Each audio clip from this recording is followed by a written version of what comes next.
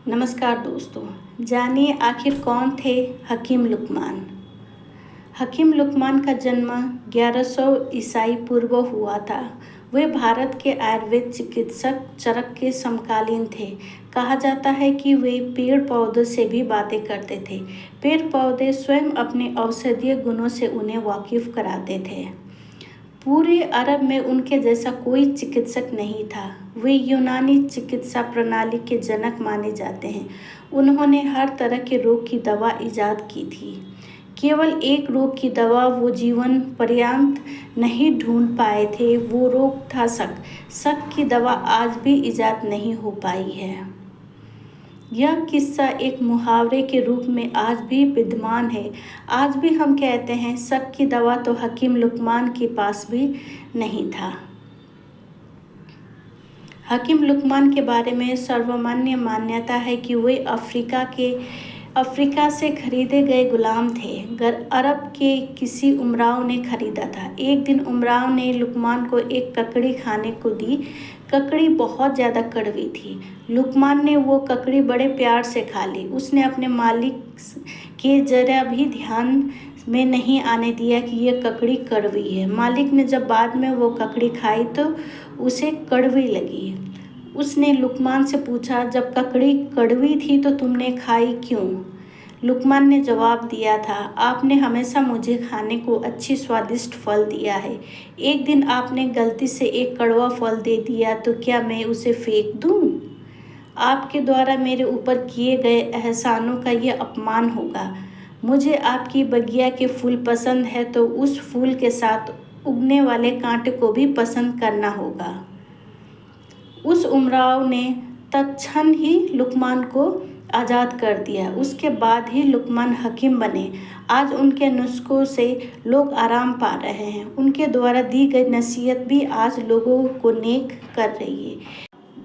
एक बार हकीम लुकमान ने अपना विशेष दूत उस समय के सुप्रसिद्ध भारतीय चिकित्सक चरक के पास भेजा। उस दूत को ताकीद कर दी थी कि वो अपनी हर रात इमली के पेड़ के नीचे गुजारे। वो दूत हकीम लुकमान के कहे अनुसार अपनी हर रात इमली के पेड़ के नीचे गुजारता गया। जब वो चरक के पास पहुंचा तो उसके पूरे शरीर पर फफूले ही फफूले थे। उस दूत ने चरक को हकीम लुकमान का संदेश दिया, लेकिन उस कागज़ में कुछ नहीं लिखा था। यह देख चरक के चेहरे पर मुस्कान खेल गई। उन्होंने उस दूत की बड़ी आवभगत की। जब दूत चलने लगा तो चरक ने उसे भी एक संदेश दिया। साथ में उस दूत को ताकीद भी की कि वो अपनी हर रात नीम के पेड़ के नीचे गुजारते हुए जाए।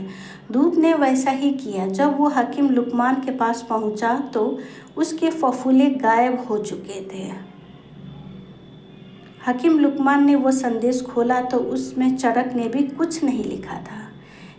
इस तरह से बिना लिखे बिना बताए दोनों चिकित्सकों ने एक दूसरे से यह जानकारी साझा कर ली थी कि इमली के पेड़ के नीचे सोने से फफूले होते हैं और नीम के पेड़ के नीचे सोने से वो दूर हो जाते हैं। हकीम लुकमान द्वारा दी गई नसीहत कुरान में दर्ज की गई है। अंतिम नसीहत उन्होंने अपने बेटे को दी थी। उस समय वो मृत्यु शैया पर लेटे हुए थे। उन्होंने अपने बेटे के एक हाथ में चंदन का बुरादा और दूसरे हाथ में कोयले का बुरादा लेने को कहा। कुछ देर बाद दोनों पदार्थ को फेंक देने को कहा। बेटे द्वारा फेंक देने के बावजूद उसकी चंदन के बुरादे वाले हथेली महक रही थी, जबकि कोयले वाली हथेली से कोयले की बू आ रही थी। एक की बू खुशबू थी तो दूसरे की बू बदबू थी।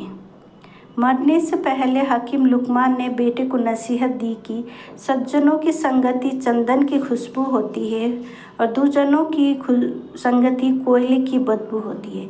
इसलिए हमेशा सज्जनों की संगति में ही रहना चाहिए। सज्जन हर वक्त नेक सलाह देंगे। आज का मेरा वीडियो आपको अच्छा लगे तो प्लीज़ लाइक, शेयर और सब्सक्राइब कीजिएगा और बेल आइकन ज़रूर प्रेस कीजिएगा ताकि आगे जो भी मैं वीडियो अपलोड करूं उसका नोटिफिकेशन सबसे पहले आपके यहाँ आ जाए। धन्यवाद दोस्तों।